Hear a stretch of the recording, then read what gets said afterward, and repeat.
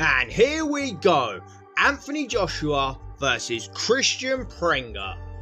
Hopefully the last stop on the fight between Fury and Joshua.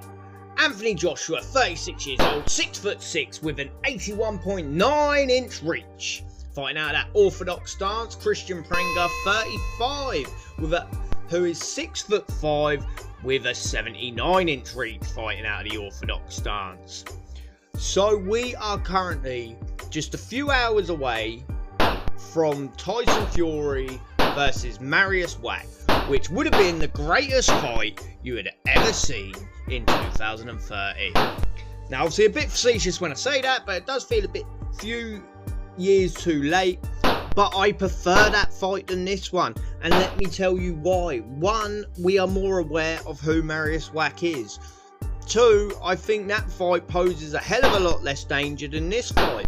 Kristian Prenga, relatively unknown. Most of his opponents relatively unknown. He does hold a win over Joey DeWacko. But this... Oh, good chop by Anthony Joshua. As Kristian Prenga goes down, he is quickly back up, but we could be in for an early night. Now, Prenga may see this round out with only 7 seconds left. He does look hurt. I don't know why Anthony Joshua took a stutter step there and hasn't ploughed forward and got the finish. But that is the end of the round. I think we know what way that has gone.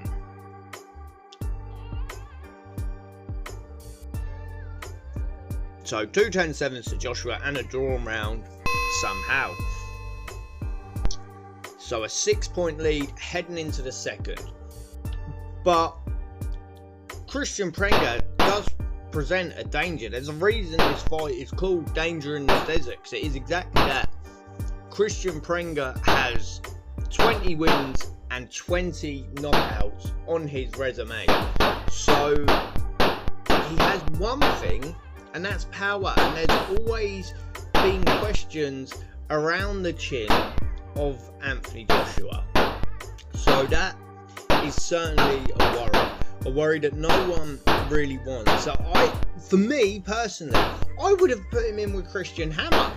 We could have had the best of the old school, you know what I mean? A throwback weekend. Put both on the same card. Mariusz Wach versus Tyson Fury, Joshua versus Christian Hammer. Yeah, it's 10 years too late, but it's a bit of fun and it gets us to the point, and the main event could have been the face-off between Anthony Joshua and Tyson Fury.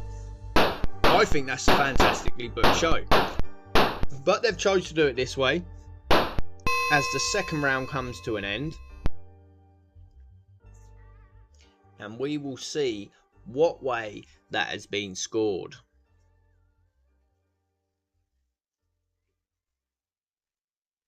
At 10-9 to Joshua, but 10-7 to Prenga. Prenga actually winning that round and shortening the gap a little bit. 57-53 as we start the third. But hopefully we wake up Sunday morning and we know the details. We know that the fight's on. We know where it's on. And we know what time it's on. I think 2 in the morning, as a good shot lands from Anthony Joshua. I think 2 in the morning is too late. I think you could do a 12 o'clock main event start time, and that works for everyone.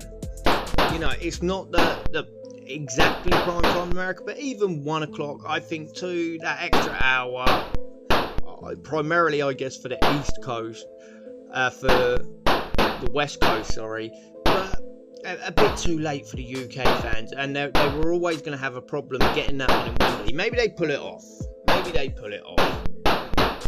But either way, it will be a moment in time when them two men step into the ring with each other, if we get it. We have waited a lifetime. I remember the old round table, I think it was around 2013. Joshua may have not even turned over yet. Fury was an upcoming pro, like around British level, and they had some world champions at the table. So 2 10-8 to 10-7 for Joshua and a 10-9 for Prenga. That gives us an 8-point fight heading into the fourth. And even that, so that fight has been teased and teed up since then, and we have patiently waited. And you know, we saw Fury win the world title. We then see him give up all of them titles. We saw Anthony Joshua pick one up. We saw him go on a great run, becoming the biggest star in British boxing. We then saw Fury return, and that's when the whispers started. And that was a long time now. We obviously saw Fury go on the journey of coming back from his struggles, beating Deontay Wilder, and then after that really was the time. For me, it was the time. I think Anthony Joshua may have he got the belts back at that point. He lost to Ruiz and then got them back, and that was the time. That was the time. And we've gone off in different directions, and there's been bumps, and it's never quite been that perfect time to get it on, really. You know, except from that one moment, I think after possibly the second Wilder fight. I believe it was the second Wilder fight, and that was around 2021. But so it's like we've all waited for it, but I do see the timing's never actually been perfect for this one. You know, like something has always happened. Obviously, not long after. Well, you can do a fight at any time. That's the truth. But around the time that Fury beat Wilder, Joshua then went and lost the belts to Usyk, and then it was a kind of a rebuilding thing. And then we kind of got close again. Like after Fury lost to Usyk, then there was an opportunity there, but then Daniel Dubois went and beat Joshua, and then we're here. It's the time, and the tapestry moves fast in the game of boxing.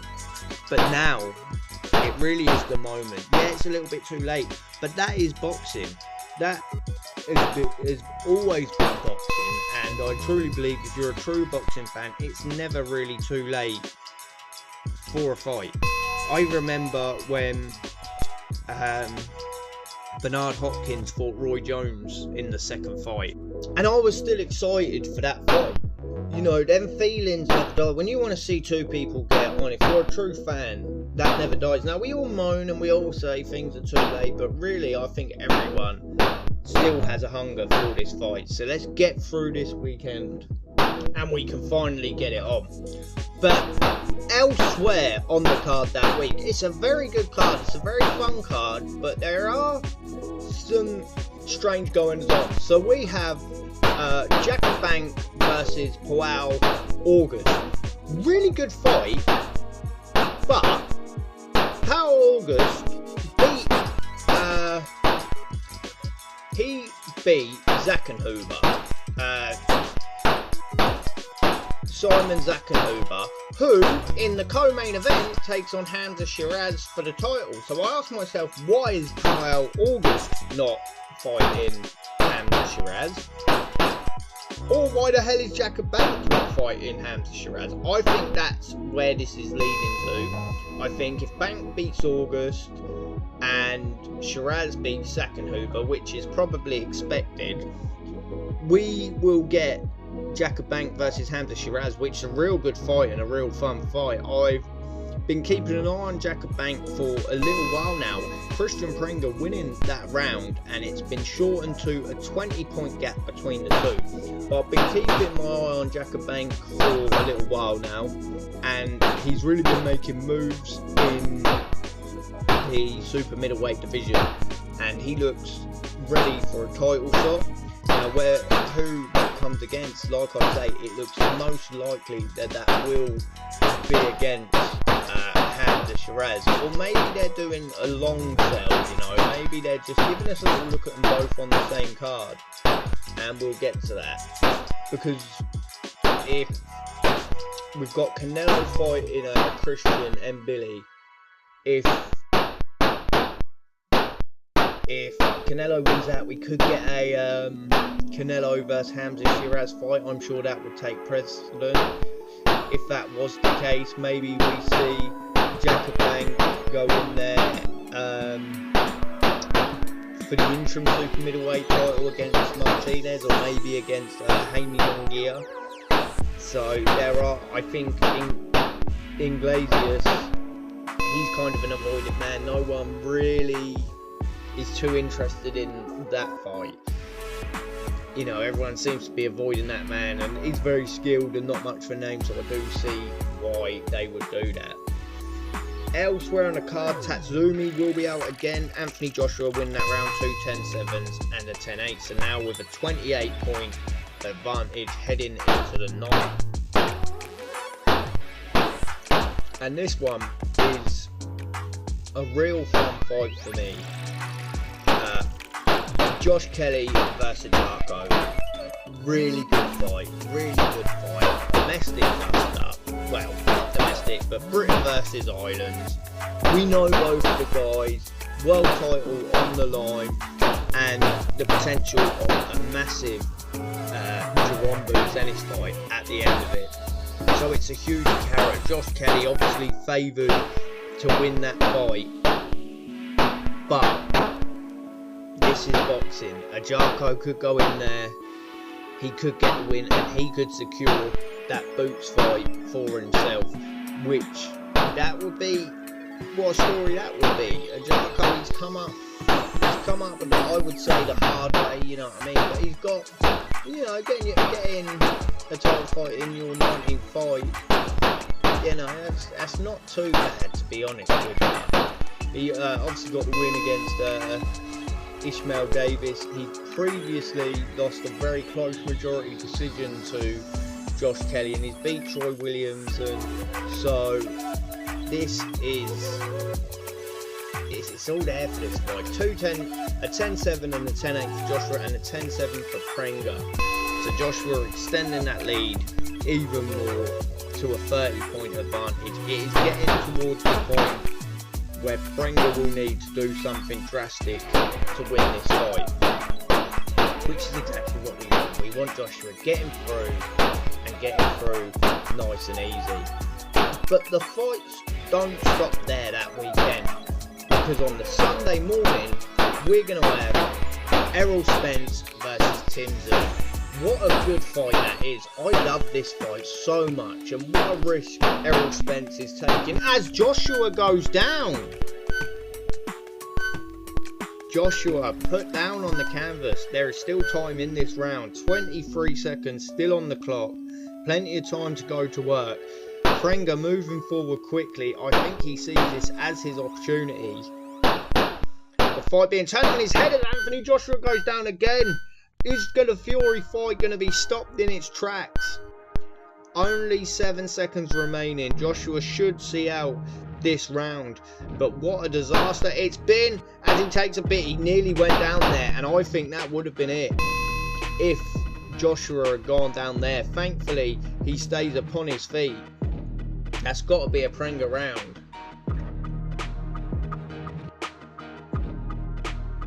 3 10-7s for Prenga. He needed something big. He's got it right there. Can he build on that momentum? The Fury fight might be dissolving in front of our eyes. Also on that card, we've got Steve Folk now taking on the Australian Liam Wilson. Another real good fight. Liam Wilson's been in some good dust-ups himself. I remember he fought on Billy Dib twice. So good wins for him there. And it will be interesting to see him out in a great fight against Stephen Fulton. Just really good.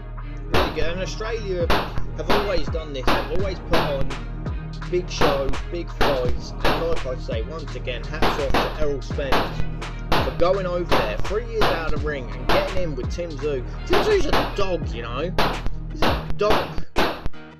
So I wouldn't want that for my first fight back after 3 years. And then we go over to the Zuffa boxing card, where none of the fights are particularly massive on their own. we've got Prenga versus Stephen Butler. I really like that fight. I think that's a good little fight. That's in the main event. Stephen Butler's been about, you know what I mean, he's been about a long time, a real veteran of the game. He'll be taking on Prenga, who will be looking to get back to winning ways after he lost to Hamza Shiraz. So, real good fight there. Richardson Hitchens also on the card, taking on a Mexican called Salas.